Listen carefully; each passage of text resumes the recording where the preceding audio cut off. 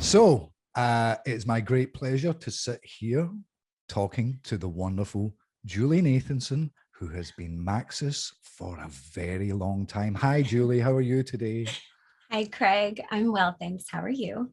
I'm great. I said very long time, but I don't mean very long time because it's gone by in an instant. Well, also time moves differently, in the Dark Aether. So who knows anyway? How long do you think we've been doing Samantha Maxis, if we include our old version? I feel like it was the moon map for the Resurrection DLC. So it's been since then. So it's over a decade. Wow. I can't believe we're both nearly 30 now. We were It's so amazing. young when we did that. We've both grown up with her. Definitely. And, speaking of growing up with her, obviously, Samantha Maxis in this game is a very different Samantha Maxis to the kind of, I don't want to say demonic child, but, she certainly had her issues, shall we say. What was it like for you when you first came in to be adult Samantha?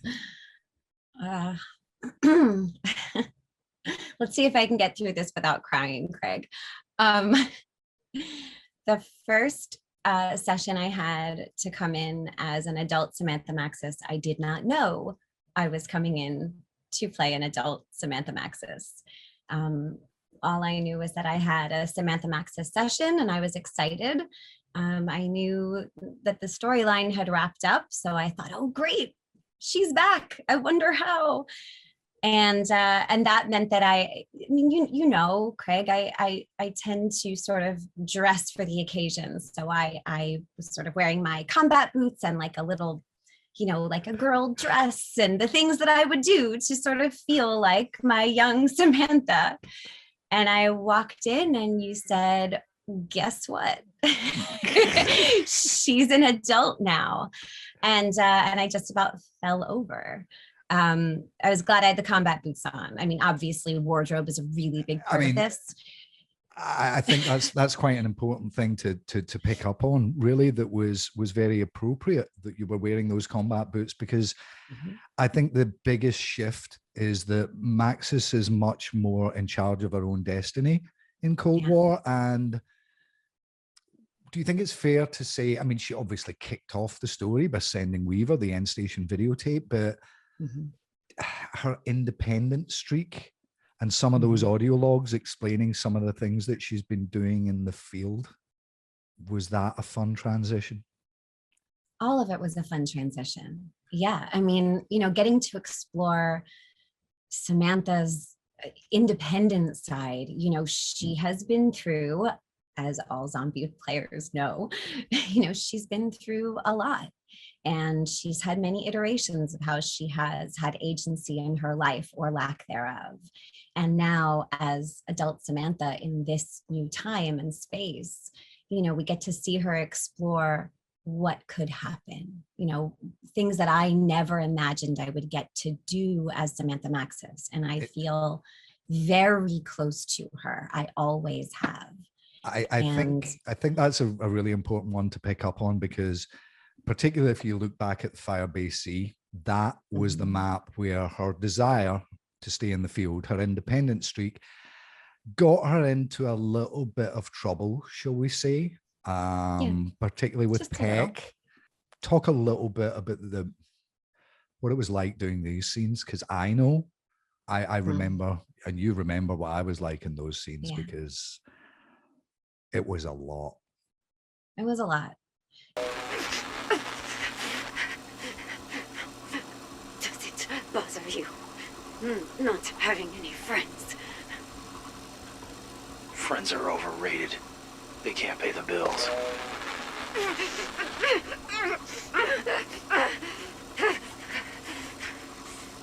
It was, I know it was hard on you, Craig, when Maxis was being tortured and thrown into the Dark Aether by Peck. It was hard on me. It's funny, like I can feel it as I'm talking about it. I really do feel close to her. And when she was going through that, I was going through it. Those scenes with Peck were painful, but I remember feeling determined as Sam to get through. And they were really tough. It's interesting, even just saying Peck, like I kind of want to spit the name. I was working with him this morning.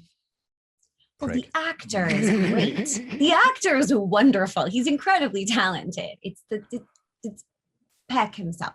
I think, you know, to speak to those scenes, you know, it was very emotional for both of us. And I remember not wanting her to be in that situation. It was hard enough to write because she was being, I knew I wanted her to be defiant throughout the whole thing and not give in to Peck in any way. And she didn't, and it frustrated him.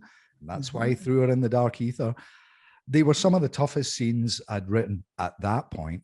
But then hearing them recorded, that was just, that was where it got too much for me. That was, well, you remember, because you sent me a message, and Amanda sent me a message. Amanda's our regular voice director, asking if I was okay, because I had to get up and leave the room because I was a bit too upset. But that's me. You know, Craig, your passion and your connection and dedication to this character and this story is, I think, why it's possible for me to get to that place as a performer. The words, the story, everything this character is going through feels real to me because the writing is so clear and so passionate. And that's from you and your team, and it really is why. So when you have an emotional reaction, it makes sense to me because I know that's part and parcel to how this character has come to life. That's very sweet of you to say.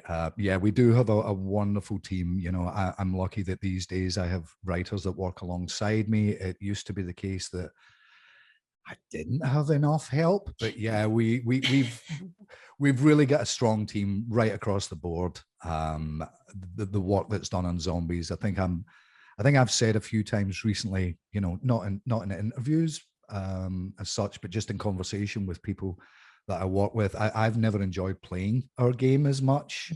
I'm frustrated that I've only found about,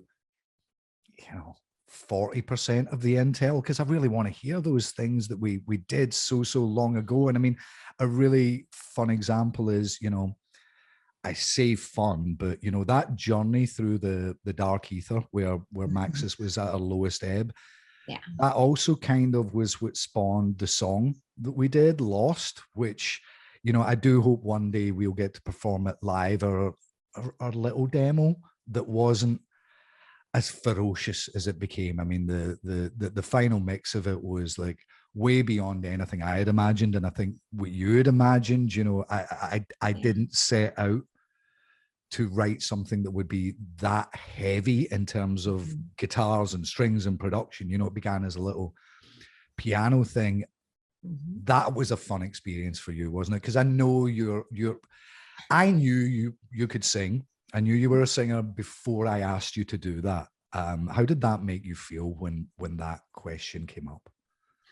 Oh, I burst into tears. I fully burst into tears when I was invited to sing Lost, and knowing that you had written it again, inspired by her story and her journey. Every single word felt clear to me. I am lost, but I don't want you to find me. I am losing myself, even if you don't know it. I'm losing my way. You should hope, maybe pray I don't show it.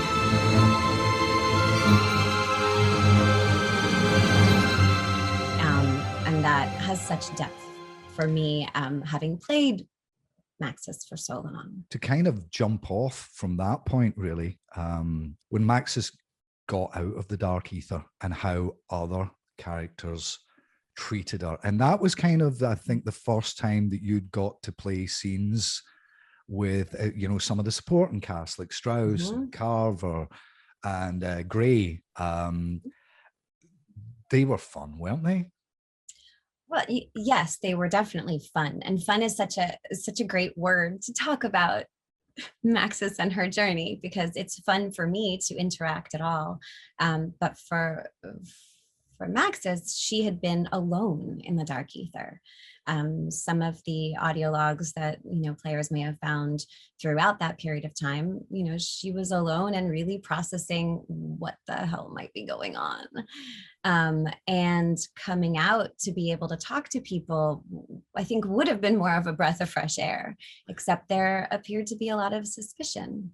A lot of questions, some of which she was not able to answer. And interestingly, some of which I wouldn't be able to answer, which is part of our process, Greg. Well, that's an interesting point, because we've talked about this many times. I don't spoil the story for people unless they really, really need to know where it's going. I've told you, I know where this arc for the entirety of Cold War is going to land, but I won't tell you because Maxis doesn't know where it's going to land. So there is a kind of logic that if characters are just experiencing things, and particularly after the trauma and, being sedated and scrutinized in that, kind of quarantine environment after she came out of the Dark Aether, there was one big bright spot that really lightened her life lately. Yeah. What was that? Max has got a dog. I was so excited. Come on, it's time. It was time for her to have a dog. And it's like, she's going through so much, and Weaver comes in and in such a caring way wants to help her feel better. And here comes this giant Rottweiler, which is such a nice touch. And it was also really fun to say the line, not exactly fluffy. I was wondering about that, because we've not officially named the dog. We definitely haven't. But last night I was thinking, maybe it should just be not so fluffy. Not so fluffy. The fluffy is the surname, but not so is the first name. I don't know if we want to commit to that. That's not officially canon yet, and that's just me and Julie talking. But yeah, the dog, the introduction of the dog was really important, because we both love dogs. We both have our dogs. My dog's very old now. She did some very fine acting on those audio logs, because I recorded a lot of the dog sound effects to put into those audio logs, because I needed to ensure I get the right performance. I say no spoilers, but there are more doggy scenes coming up.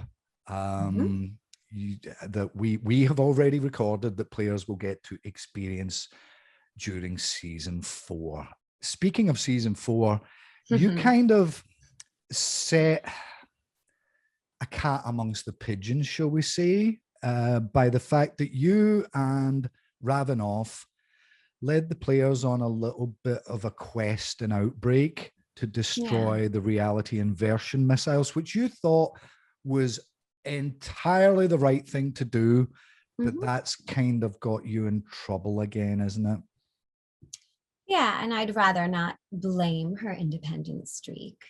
She's, the idea is she's wanting to do the right thing, and yeah, a little bit of going behind Weaver's back, and a little secret squirrel mission with Ravenoff as. And there's definitely setting some things in motion for the next chapter. Without spoiling anything, I think it'll pay off a little bit. It's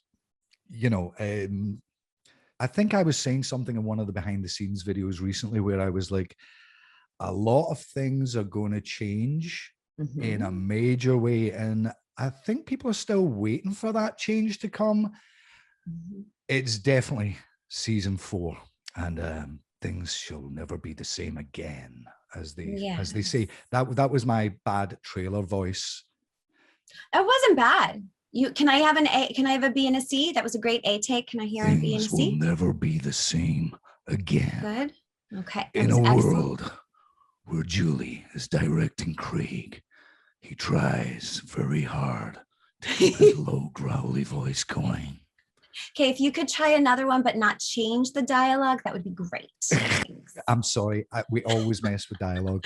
We do. I think we're getting close to needing to wrap up now, but can you talk a little bit about how excited you are for fans to experience the next round-based zombies map, Mauer der Toten?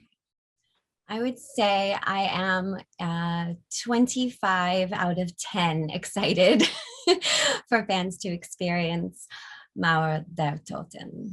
A lot of things that have been set up along the way are going to start to move a little faster, pushing us into, I think, a new adventure for this story. You can tell how carefully I want to speak about this because I so don't want to spoil anything. Exactly. But there's a lot coming, and I can't wait for the players to experience it. It was pretty cool to experience myself. I'll just say that.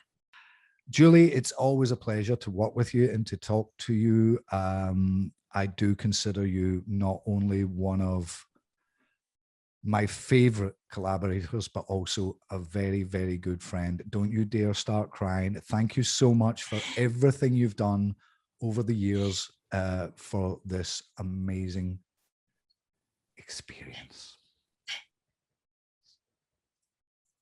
Thank you. I stopped myself from crying. The feeling is mutual.